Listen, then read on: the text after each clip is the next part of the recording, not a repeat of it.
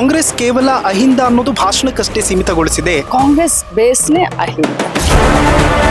Ticket ಕೇಳುವಂತ ಹಕ್ಕು ಉತ್ಸಾಹ ಎಲ್ಲರಿಗೂ ಇದೆ. ಅವರ ಕೂಗಿಗೆ ಖಂಡಿತವಾಗ್ಲೂ ನಾವು ಕಿವಿ ಕೊಡ್ತೀವಿ ಮತ್ತೆ ಅಡ್ರೆಸ್ ಮಾಡ್ತೀವಿ. ಆಫ್ಟರ್ ಜಮೀರ್ ಅಹಮದ್ ಅವರ ಎಂಟ್ರಿ ಏನಾದರೂ ಚೇಂಜ್ ಆಯ್ತಾ ಅಂತ ಬಿಜೆಪಿ ಅವ್ರನ್ನ ಕೇಳಲಿಕ್ಕೆ ಬಯಸ್ತೇನೆ. ಮುಸಲ್ಮಾನ್ ಬಾಂಧವರ ಬಗ್ಗೆ ಯಾಕೆ ಪ್ರೀತಿ ಹುಟ್ಟಿತು? ಒಂದು ಅಸೆಂಬ್ಲಿ ಟಿಕೆಟ್ ಮುಸಲ್ಮಾನರಿಗೆ ಕೊಟ್ಟಿದ್ದೀರಾ? ದೇಶದಲ್ಲಿ ಎಲ್ಲಾದ್ರೂ ಒಂದು MP ಟಿಕೆಟ್ ಮುಸಲ್ಮಾನರಿಗೆ ಕೊಟ್ಟಿದ್ದೀರಾ? MP ಎಲೆಕ್ಷನ್ ಟೈಮಲ್ಲಿ ಅಬ್ದುಲ್ ಸಲಾಂ ಅವರು ಟಿಕೆಟ್ ಕೊಟ್ಟಿದ್ವಿ, ಮುಸಲ್ಮಾನರು ನಮ್ಮ ಕೈ ಹಿಡಿಯುತ್ತಾ ಇರಲಿಲ್ಲ. ಎಲ್ಲೋ ಒಂದು ಟಿಕೆಟ್ ಕೊಟ್ಟು ಅವ್ರು ನಮ್ಮನ್ನ ಕೈ ಹಿಡ್ಲಿಲ್ಲ ಅಂತಂದ್ರೆ ನೀವು ತಕ್ಕಡಿಯಲ್ಲಿ ತೂಕ ಮಾಡ್ಲಿಕ್ಕಾಗಲ್ಲ. ಒಂದು ಉದಾಹರಣೆ ಕೊಡ್ತಾ ಇದಾರಲ್ಲ, ನಾಚಿಕೆ ಆಗಲ್ವಾ ಇವ್ರಿಗೆ? ಬಾಯಿ ತೆಗೆದ್ರೆ ಬರೀ ಹಿಂದೂ ಮುಸ್ಲಿಂ ಅಂತಾರೆ, ಇಂಡಿಯಾ ಪಾಕಿಸ್ತಾನ್ ಅಂತಾರೆ. ಬಾಗಲಕೋಟೆನಲ್ಲಿ ಏನಾಗಿದೆ ಅಂತಂದ್ರೆ ಅಲ್ಲಿ ಸ್ವಲ್ಪ ಟಫ್ ಕಾಂಪಿಟೇಷನ್ ಇದೆ. ಯತ್ನಾಳ್ ಪ್ರಚಾರ ಮಾಡ್ತಿರೋದೇನಾದ್ರೂ ಎಫೆಕ್ಟ್ ಆಗ್ತಿದೆಯಾ? ಯತ್ನಾಳ್ ಸಾಹೇಬ್ರು ಖಂಡಿತ ಅಲ್ಲ. ಮೊದ್ಲಿದಾಗಿ ಅವ್ರು ಬಿಜೆಪಿನಲ್ಲಿನೇ ಇಲ್ಲ, ಅವ್ರನ್ನ ಉಚ್ಚಾಟನೆ ಮಾಡಿದ್ದಾರೆ. 4-5 ತಿಂಗಳದ್ದು ಪೆಂಡಿಂಗ್ ಎಲ್ಲ ಈಗ ಕ್ಲಿಯರ್ ಮಾಡಿದ್ದಾರೆ ಎಲೆಕ್ಷನ್ ಇರೋ ಕಾರಣಕ್ಕೆ ಅಂತ. ಅದು ಸತ್ಯನಾ ಅಂತ? ಈ ಕಾರ್ಯಕ್ರಮದ ಪ್ರಾಯೋಜಕರು ವಿನಯ್ ಕುಮಾರ್ ತರೀಕೆರೆ, ಮಹಾಪ್ರಧಾನ ಕಾರ್ಯದರ್ಶಿ, ಬೆಂಗಳೂರು ಕೇಂದ್ರ ಲೋಕಸಭಾ ಕ್ಷೇತ್ರ, ಯುವ ಜನತಾ ದಳ. ಅಭಯಾನಲ್ಲಿ ಇವತ್ತಿನ ಗೋಲ್ಡ್ ಪ್ರೈಸ್ ಚೆಕ್ ಮಾಡಿದ್ಯಾ? ಇಲ್ಲ. ಅಭಯಾನಲ್ಲಿ ಗೋಲ್ಡ್ ಸೇಲ್ ಮಾಡು, ಗೋಲ್ಡ್ ಇಂಟ್ರೆಸ್ಟ್ ಸೇವ್ ಮಾಡು. 8861 ವೀಕ್ಷಕರೇ ನಮಸ್ಕಾರ, ನೀವು ನೋಡ್ತಾ ಇದ್ದೀರಾ ಹೆಲೋ ಹಿಂದೂ. ನಾನು ಸೈಯದ್ ಹಿದಾಯತ್. ದಾವಣಗೆರೆ ದಕ್ಷಿಣ ದಂಗಲ್ ದಿನೇ ದಿನೇ ಕಳೆದಂತೆ ಬಿಸಿ ಬಿಸಿ ಜಾಸ್ತಿ ಆಗ್ತಾ ಇದೆ.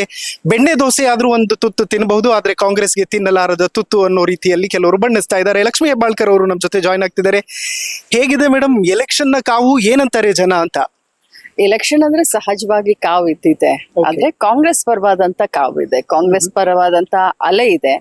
ನಾನು ಕಳೆದ 6ನೇ ದಿನದಿಂದ ನೋಡ್ತಾ ಇದ್ದೀನಿ. ಬಹಳಷ್ಟು ಜನ ಕಾಂಗ್ರೆಸ್ ಪರವಾಗಿ ಮಾತನಾಡ್ತಾ ಇದ್ದಾರೆ, ಸ್ಪೆಷಲಿ ಗ್ಯಾರಂಟಿಗಳ ಬಗ್ಗೆ. ಆಮೇಲೆ ನಮ್ಗೆ ಇನ್ನೊಂದು ದೊಡ್ಡ ಒಂದು ಶ್ರೀರಕ್ಷೆ ಏನು ದಾವಣಗೆರೆ ದಕ್ಷಿಣದಲ್ಲಿ ಕಾಣಿಸ್ತಾ ಇರೋದು, ಶಾಮನೂರ್ ಶಿವಶಂಕರಪ್ಪ ಅವ್ರು ಮಾಡಿದಂತ ಅಭಿವೃದ್ಧಿ ಕೆಲಸ ಮತ್ತು ಅವರ ಸ್ವಭಾವ ಬಹಳಷ್ಟು ಜನರಿಗೆ ಅದು ಮೆಚ್ಚುಗೆ ತವಿದೆ. ಓಕೆ, ಬಟ್ ಎಲ್ಲೋ ಒಂದು ಕಡೆ ಈ ಇಡೀ ಸಿಚುವೇಶನ್ ನ ತುಂಬಾ ಈಸಿಯಾಗಿ ಹ್ಯಾಂಡಲ್ ಮಾಡಬಹುದಿತ್ತೇನೋ ಅನ್ನುವಂತಹ ಪ್ರಶ್ನೆಗಳಿದೆ. ಯಾಕೆಂತಂದ್ರೆ ಇದು ನೆಕ್ಸ್ಟ್ ಎಲೆಕ್ಷನ್ ಗಳ ಮೇಲೆ ಮತ್ತು ಮುಸ್ಲಿಂ ಸಮುದಾಯದ ಮೇಲೆ ಒಂದು ದೊಡ್ಡ ಪರಿಣಾಮವನ್ನ ಉಂಟು ಮಾಡಿದೆ ಅಂತಂದ್ರೆ ಅದರಲ್ಲಿ ಯಾವುದೇ ಅನುಮಾನ ಇಲ್ಲ. ಇವತ್ತು ಕೂಡ ಅದೇ ಒಪಿನಿಯನ್ ಆ ಜನ ಹೇಳ್ತಿದ್ದಾರೆ. ಹೇಗ್ ಕನ್ವೆ ಆಗ್ತಿದ್ದಾರೆ? ಆಫ್ಟರ್ ಜಮೀರ್ ಅಹಮದ್ ಅವರ ಎಂಟ್ರಿ ಏನಾದ್ರು ಚೇಂಜ್ ಆಯ್ತಾ ಅಂತ? ನೋಡಿ, ಮುಂಚೆಯಿಂದನೂ ಇದು ಪ್ರಜಾಪ್ರಭುತ್ವದಲ್ಲಿ ಯಾವುದೇ ಧರ್ಮ, ಯಾವುದೇ ಜಾತಿ, ಯಾವುದೇ ಭಾಷೆ, ಅದರಲ್ಲೂ ಕಾಂಗ್ರೆಸ್ ಪಕ್ಷ ಟಿಕೆಟ್ ಕೇಳುವಂತ ಹಕ್ಕು ಉತ್ಸಾಹ ಎಲ್ಲರಿಗೂ ಇದೆ. ಆದ್ರೆ ನಮ್ಮಲ್ಲಿ ನಮ್ಮ ಕಾಂಗ್ರೆಸ್ ಪಕ್ಷದಲ್ಲಿ ಒಂದು ರೀತಿ ನಿಯಮ ಏನ್ ನಡ್ಕೊಂಡ್ ಬಂದಿದೆ ಅಂದ್ರೆ, ಯಾರಿಗೆ 5 ವರ್ಷ ಜನ ಆಶೀರ್ವಾದ ಮಾಡಿ ಕೆಲಸ ಕಳ್ಸಿರ್ತಾರೆ, ಅವ್ರೇನಾದ್ರೂ ಆ ಒಂದು ಪೀರಿಯಡ್ ನಲ್ಲಿ ದಿವಂಗತ ಆದ್ರೆ ಸಾಮಾನ್ಯವಾಗಿ ಅವರ ಕುಟುಂಬಕ್ಕೆ ಟಿಕೆಟ್ ಅನ್ನ ಕೊಡೋದು ಅಂತ, ಉಳಿದ ಪೀರಿಯಡ್ಗೆ. ಸೊ ನಾವು ಬಾಗಲಕೋಟೆಯಲ್ಲಿ ಯಾವ ರೀತಿ ಕೊಟ್ವಿ ಅದೇ ರೀತಿ ದಾವಣಗೆರೆಯಲ್ಲೂ ಕೊಟ್ಟಿದ್ವಿ. ಆದ್ರೆ ಇಲ್ಲಿ ಸೈಜೇಬಲ್ ನಮ್ಮ ಮೈನಾರಿಟಿ ಬಾಂಧವರಿದ್ದಾರೆ, ಅವರ ಕೂಗೇನ್ ತಪ್ಪು ಅಂತ ಹೇಳ್ತಾ ಇಲ್ಲ. ಬಟ್ ಬೇರೆ ಬೇರೆ ರೀತಿಯಲ್ಲಿ ಅವರ ಕೂಗಿಗೆ ಖಂಡಿತವಾಗ್ಲೂ ನಾವು ಕಿವಿ ಕೊಡ್ತೀವಿ ಮತ್ತೆ ಅಡ್ರೆಸ್ ಮಾಡ್ತೀವಿ. ಓಕೆ, ಯಾರ್ ಕೈ ಬಿಟ್ರು ಹೆಣ್ಮಕ್ಳು ಕೈ ಬಿಡಲ್ಲ ಅನ್ನೋ ಮಾತಿದೆ. 2,000 ಅವ್ರ ಅಕೌಂಟಿಗೆ ಬರ್ತಾನೆ ಇದೆ. ಆಮೇಲೆ ಇನ್ನೊಂದು ಆರೋಪ ಏನು ಅಂತಂದ್ರೆ 4-5 ತಿಂಗಳದ್ದು ಪೆಂಡಿಂಗ್ ಎಲ್ಲ ಈಗ ಕ್ಲಿಯರ್ ಮಾಡಿದ್ದಾರೆ ಎಲೆಕ್ಷನ್ ಇರೋ ಕಾರಣಕ್ಕೆ ಅಂತ. ಅದು ಸತ್ಯನಾ ಅಂತ? ಖಂಡಿತ ಇಲ್ಲ. ಆ ರೀತಿ ಮಾಡ್ಲಿಕ್ಕೆ ಹೋದ್ರೆ ಸರ್ಕಾರ 4-5 ತಿಂಗಳು ಅಂತಂದ್ರೆ 12,000 ಕೋಟಿ ಹಾಕ್ಬೇಕಾಗತ್ತೆ ನಾವು. ಒಮ್ಮಕ್ಲೆ 12,000 ಕೋಟಿ ಹೇಗೆ ಹಾಕೋದು? ಮಾರ್ಚ್ 31 ಕೂಡ, ಇಯರ್ ಎಂಡಿಂಗ್ ಕೂಡ ಆ ರೀತಿ ಏನಾಗಿಲ್ಲ. ನಾವು ಪ್ರತಿ ತಿಂಗಳು, ಯಾಕಂದ್ರೆ ಸರ್ಕಾರದ ಯೋಜನೆಗಳು ಜನರ ಮನೆ ಬಾಗಿಲಿಗೆ ತಲುಪಿಸ್ಬೇಕು, ಮಧ್ಯವರ್ತಿಗಳ ಹಾವಳಿ ಇಲ್ಲದೆ. ಪ್ರತಿ ತಿಂಗಳು ಕೊಡೋದಕ್ಕೆ 1 ತಿಂಗಳು 2 ತಿಂಗಳು ಹೆಚ್ಚು ಕಡಿಮೆ ಆಗುತ್ತೆ. ಬಟ್ ಬಹಳಷ್ಟು ಮುಂಚಿತವಾಗಿನೇ ನಾವು ಫೆಬ್ರವರಿವರೆಗೂ ಕ್ಲಿಯರ್ ಮಾಡಿದೀವಿ. ಸೊ ಇಲೆಕ್ಷನ್ಗೂ ಅದಕ್ಕೂ ಯಾವ ಸಂಬಂಧ ಇಲ್ಲ. ಇನ್ನೊಂದು ಮಾತನ್ನ ಯಾಕೆ ಹೇಳಲಿಕ್ಕೆ ಬಯಸ್ತೇನೆ ಅಂತಂದ್ರೆ, 2 ಕ್ಷೇತ್ರಕ್ಕೆ ಒಂದು ಅಬ್ಬಬ್ಬ ಅಂತಂದ್ರೆ 1,30,30,000 ಬೆನಿಫಿಷರಿಗಳು ಇರಬಹುದು. ಇಡೀ ರಾಜ್ಯದಲ್ಲಿ 1,25,00,000 ಬೆನಿಫಿಷರಿ. ಸೊ 1,30,30,000ಗೆ 1,24,00,000 ಬಿಟ್ಕೊಡ್ಲಿಕ್ಕೆ ಆಗೋದಿಲ್ಲ.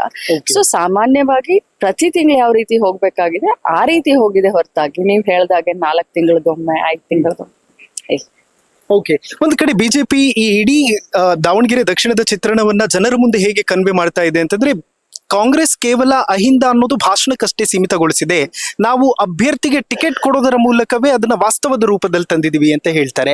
ಇದನ್ನ ಹೇಗೆ ಡಿಫೆಂಡ್ ಮಾಡ್ತೀರಿ ತಾವು? ಬಹಳಷ್ಟು ಹಂತದಲ್ಲಿ ಇದನ್ನ ನಾವು ಡಿಫೆಂಡ್ ಮಾಡ್ತೀವಿ. ಯಾಕಂತಂದ್ರೆ ಕಾಂಗ್ರೆಸ್ ಬೇಸ್ನೇ ಅಹಿಂದ. ಓಕೆ, ಅಹಿಂದಕ್ಕಿನ್ನೂ ಕೂಡ ಎಲ್ಲ ಸಮಾಜದ ಹಿಂದುಳಿದ ಜನರ ಪರವಾಗಿ ಚಿಂತನೆ ಮಾಡೋದೇ ಕಾಂಗ್ರೆಸ್ ಪಕ್ಷದ ಒಂದು ಬೇಸಿಕ್ ನೀವ್ ಅಂತ ಹೇಳ್ತೀವಿ. ಸೊ ನಾನು ಬಿಜೆಪಿ ಅವ್ರನ್ನ ಕೇಳಲಿಕ್ಕೆ ಬಯಸ್ತೇನೆ, ಇಷ್ಟು ಅಚಾನಕ್ ಆಗಿ ತಮ್ಗೆ ಮುಸಲ್ಮಾನ್ ಬಾಂಧವರ ಬಗ್ಗೆ ತಮ್ಮ ಭಾಷಣಗಳನ್ನ ನೋಡ್ತಾ ಇದೀನಿ, ತಮ್ಮ ನಾಯಕರ ಹೇಳಿಕೆಗಳನ್ನ ನೋಡ್ತಾ ಇದೀನಿ, ಯಾಕೆ ಪ್ರೀತಿ ಉಕ್ಕಿತು?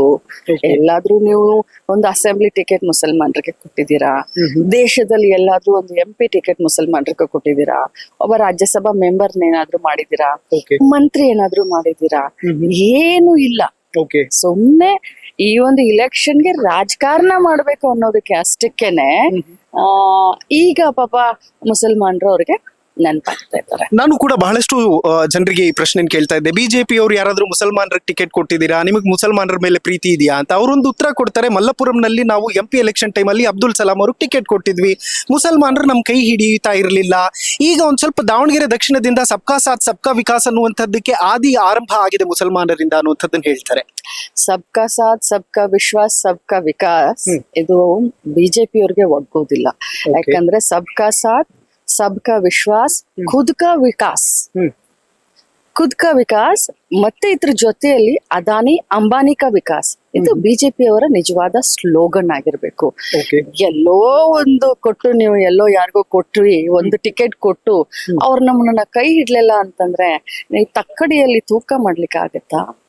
ನೀವು ಒಂದು ಸೀಟ್ ಇದ್ದವರು ದೇಶದಲ್ಲಿ ಇಷ್ಟರ ಮಟ್ಟಿಗೆ ಬೆಳೆದ್ರಿ, ಒಂದ್ ಕೈ ಹಿಡಿಲಿಲ್ಲ ಅಂತ ನೀವು ಸುಮ್ನೆ ಕುತ್ಕೊಂಡ್ರ ಬಿಜೆಪಿಗರು?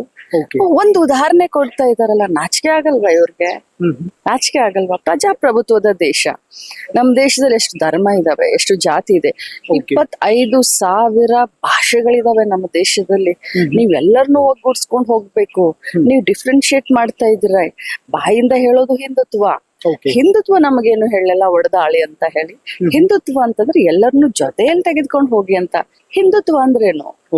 ಹಿಂದುತ್ವದ ಅರ್ಥನೇ ದಯೆ ಅಲ್ವಾ?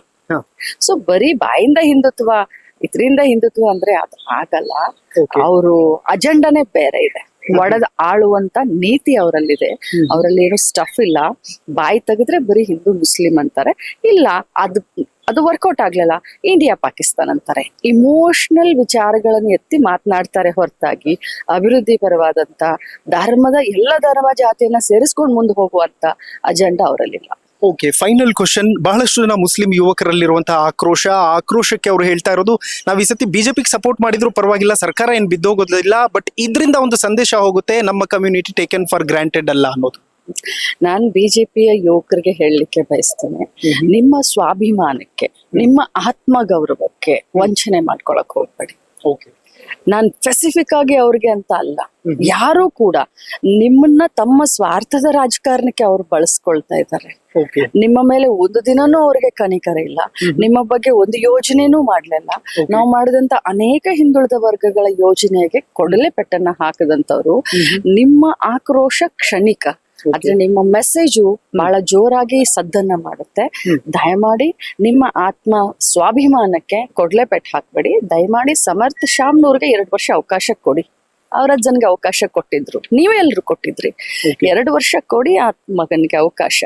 2 ವರ್ಷದಲ್ಲಿ ಅವನ ಹಾವ ಭಾವ ವಿಚಾರ ಚಾಲ್ ಚಲನ್ ಅದು ಯಾವ ರೀತಿ ಇದೆ, ನಿಮ್ಮ ಒಡನಾಟ ಯಾವ ರೀತಿ ಇದೆ, ನಿಮ್ಮ ಸೇವೆ ಯಾವ ರೀತಿ ಮಾಡ್ತಾನೆ, ಅದನ್ನ ನೋಡಿ 2 ವರ್ಷದ ನಂತರ ನಿಜವಾಗ್ಲೂ ಆ ಮಗನ್ಗೆ ಅಗ್ನಿ ಪರೀಕ್ಷೆನ ಕೊಡಿ. ಏನಿದೆ ಮೇಡಮ್ ಇನ್ಸೈಡ್ ರಿಪೋರ್ಟ್ ಆಕ್ಚುಲ್ ಆಗಿ ಇಲ್ಲಿ ತನಕ? ನನ್ನ ಪ್ರಕಾರ ಸುಮಾರು 11 ಬಾರಿ ಎಲೆಕ್ಷನ್ ಮಾಡಿದ್ದೇನೆ. ಇಲ್ಲಿ ಇಲೆಕ್ಷನ್ ನಾವು ಬಹಳ ಹಗರಾಗಿ ಯಾವನು ತಗೋದಿಲ್ಲ, ಯಾವ್ದನ್ನು ಕೂಡ ತೆಗಿಯೋದಿಲ್ಲ. ಲೈಕ್ ಗ್ರಾಮ ಪಂಚಾಯತಿಯಿಂದ ಹಿಡ್ಕೊಂಡು ನಾವು ಪಾರ್ಲಿಮೆಂಟ್ ವರೆಗೂ ಬಹಳ ಸೀರಿಯಸ್ ಆಗಿ ಮಾಡ್ತೀವಿ. ಆದ್ರೆ ಈ ಚುನಾವಣೆಯನ್ನ ನಾನು ನೋಡಿದ್ರೆ 6 ದಿನದಿಂದ ಇಲ್ಲಿ ಬಿಟ್ಟಿದ್ದೀನಿ. ನನ್ಗೆ ಕಾಂಪಿಟೇಷನ್ ಕಾಣಿಸ್ತಾ ಇಲ್ಲ. One side election. 25,000 ಕಡಿಮೆ ಅಂದ್ರೆ 25,000 ಲೀಡ್ನಿಂದ ನಮ್ ಹುಡುಗ ಆರಿಸ್ಬಿಡ್ತಾರೆ. ಬಾಗಲಕೋಟೆನಲ್ಲಿ ಏನಾಗಿದೆ ಅಂತಂದ್ರೆ ಅಲ್ಲಿ ಸ್ವಲ್ಪ ಸಿಟಿನಲ್ಲಿ ಸ್ವಲ್ಪ ನಮ್ಗೆ ಟಫ್ ಕಾಂಪಿಟೇಷನ್ ಇದೆ. ಸಿಟಿ ಬಿಟ್ಟು ಹಳ್ಳಿಯಲ್ಲಿ ಹೋದ್ರೆ ಅಲ್ಲೂ ಕೂಡ ಬಹಳ ಚೆನ್ನಾಗಿದೆ. 2 ಸೀಟು. ಯಾಕೆ ಬಾಗಲಕೋಟೆ ಯಾಕೆ ಟಫ್? ಯತ್ನಾಳ್ ಪ್ರಚಾರ ಮಾಡ್ತಿರೋದೇನಾದ್ರೂ ಎಫೆಕ್ಟ್ ಆಗ್ತಿದೆಯಾ ಅಲ್ಲಿ? ಖಂಡಿತ ಇಲ್ಲ, ಅದು ಮತ್ತೆ ಬೇರೆ ರೀತಿ ಹೋಗ್ಬಾರ್ದು. ಯತ್ನಾಳ್ ಸಾಹೇಬ್ರು ಖಂಡಿತ ಇಲ್ಲ. ಮೊದ್ಲಿದಾಗಿ ಅವ್ರು ಬಿಜೆಪಿನಲ್ಲಿನೇ ಇಲ್ಲ, ಅವ್ರನ್ನ ಉಚ್ಚಾಟನೆ ಮಾಡಿದ್ದಾರೆ. ಅಲ್ಲಿ ಏನಾಯ್ತು ಅಂತಂದ್ರೆ ಮೇಟಿಯವರು 3 ವರ್ಷದಿಂದ ಆರೋಗ್ಯದ ಸಮಸ್ಯೆ ಇರೋದ್ರಿಂದ ಅವರು ಸ್ವಲ್ಪ ಟಚ್ ಈಸಿ ಆಕ್ಸೆಸ್ ಇರ್ಲಿಲ್ಲ. ಸೊ ಅದಕ್ಕೋಸ್ಕರ ಸ್ವಲ್ಪ ಈಗಾಗ್ಲೇ ಒಂದು ಲೆವೆಲ್ ಬಂದ್ಬಿಟ್ಟಿದೆ. ಇದು ಮುಂಚಿನ ದಿನದಿಂದ ಹೇಳ್ತಾ ಇದ್ದೇನೆ, ಅಂದ್ರೆ ಇಲೆಕ್ಷನ್ ಪ್ರಾರಂಭದ ದಿನದಿಂದ. ಸೊ ಈಗಾಗ್ಲೇ ಎಲ್ಲಾ ಗೊಂದಲಗಳು ಬಗೆಹರಿದು ಕೂಡ ಅಲ್ಲೂ ಕೂಡ ಜನ ಅನುಕಂಪ ಏನು 5 ವರ್ಷಕ್ಕೆ ನಾವು ಕಳ್ಸಿದ್ವಿ, ಈ ಬಾರಿ ಅವರ ಕೈ ಹಿಡಿಯೋಣ, ಮುಂದೆ ಮತ್ತೆ ನೋಡೋಣ. ಸೊ 2 ಕ್ಷೇತ್ರದಲ್ಲಿ ನಾವು ಖಂಡಿತವಾಗ್ಲೂ ಜಯಬೇರಿಯನ್ನು ಬಾರಿಸ್ತೀವಿ. ಬಟ್ ತುಂಬಾ ಸೀರಿಯಸ್ ಆಗಿ ತಗೊಂಡಿದೆ ಸರ್ಕಾರ ಈ 2 ಎಲೆಕ್ಷನ್ ಗಳನ್ನ ಅಂತ. ಯಾಕೆಂತಂದ್ರೆ ಇಡೀ ಸರ್ಕಾರನೇ ಬಿಡುಬಿಟ್ಟಿದೆ. ಸಿಎಂ ಬಂದು 4 ದಿನ 5 ದಿನ ದಾವಣಗೆರೆ ಮೇಲೆ ಮಾಡ್ತಾ ಇರುವಂತಹ ವರ್ಕ್ ಬಹುಶಃ ಪ್ರೆಷರ್ ಇದ್ದಂಗೆ ಕಾಣಿಸ್ತಾ ಇದೆ ಅಂತ. ಯಾವ ಪ್ರೆಷರು ಇಲ್ಲ ರೀ, ನೀವೇ ನೋಡ್ತಾ ಇದ್ದೀರಾ, 7 ಗಂಟೆ ಆಯ್ತು, ಹೋಗಿ 2 ಸಮಾರಂಭ ಅಟೆಂಡ್ ಮಾಡ್ಲಿಕ್ಕೆ ಹೋಗ್ತಾ ಇದ್ದೀವಿ. ಸೀರಿಯಸ್ ಖಂಡಿತ ತಗೊಳ್ತೀವಿ. ನಾನು ಹೇಳ್ದಾಗೆ ಗ್ರಾಮ ಪಂಚಾಯತಿಯಿಂದ ಪಾರ್ಲಿಮೆಂಟ್ ವರೆಗೆ ನಾವು ಇಲೆಕ್ಷನ್ ನ ಸೀರಿಯಸ್ ತಗೊಳ್ತೀವಿ. ಸಿಎಂ ಆಗ್ಲಿ ಇನ್ನೊಬ್ರಾಗ್ಲಿ ನಮ್ ಕರ್ತವ್ಯ ಪಕ್ಷವನ್ನ ಗಟ್ಟಿ ಮಾಡೋದು. ಯಾವುದೇ ಇಲೆಕ್ಷನ್ ಇದ್ರೂ ಪಕ್ಷ ಧ್ವಜ ಹಾರಬೇಕು. ಅದಕ್ಕೋಸ್ಕರ ಎಲ್ರು ಫೀಲ್ಡ್ ನಲ್ಲಿ ಕಾರ್ಯಕರ್ತರ ತರ ಕೆಲಸ ಮಾಡ್ತಾ ಇದ್ದೀವಿ. Thank you so much madam. Thank you, ನಮಸ್ತೆ. ನೋಡಿದ್ರಲ್ಲ ವೀಕ್ಷಕರೇ, ಇದಿಷ್ಟು ಸಚಿವೆ ಲಕ್ಷ್ಮೀ ಹೆಬ್ಬಾಳ್ಕರ್ ಅವರ ಮಾತು. ಅದೇನೇ ಇರ್ಲಿ, ದಾವಣಗೆರೆ ನಮಗೆ ತುಂಬಾ ಸುಲಭ ಅಂತ ಮಾತಾಡ್ತಿದ್ರು, ಮತ್ತೊಂದು ಕಡೆ ಬಾಗಲಕೋಟೆ ಒಂದ್ ಸ್ವಲ್ಪ ಸಿಟಿಯಲ್ಲಿ ಟಫ್ ಇದೆ ಅಂತ. ಯತ್ನಾಳ್ ಅವರಿಂದ ಅಂತ ಕೇಳಿದ್ದಕ್ಕೆ ನೋ ಅನ್ನುವಂತಹ ಆನ್ಸರ್ ಕೊಡ್ತಾ ಇದ್ರು. ನೋಡೋಣ ಬಾಗಲಕೋಟೆ ಏನಾಗ್ತದೆ, ದಾವಣಗೆರೆ ದಕ್ಷಿಣ ಏನಾಗ್ತದೆ, ಕಾಂಗ್ರೆಸ್ಗೆ ಕಬ್ಬಿಣದ ಕಡಲೆಯಾಗಿ ಉಳಿಯುತ್ತಾ, ಕಮಲ ಅರಳುತ್ತಾ, ಕಾಲವೇ ಉತ್ತರ ಕೊಡುತ್ತೆ. ನೋಡ್ತಾ ಇರಿ ಹೆಲೋ ಹಿಂದೂ. ನಾನು ಸೈಯದ್ ಹಿದಾಯತ್, ಸೈನಿಂಗ್ ಆಫ್ ದಾವಣಗೆರೆ ದಕ್ಷಿಣದಿಂದ.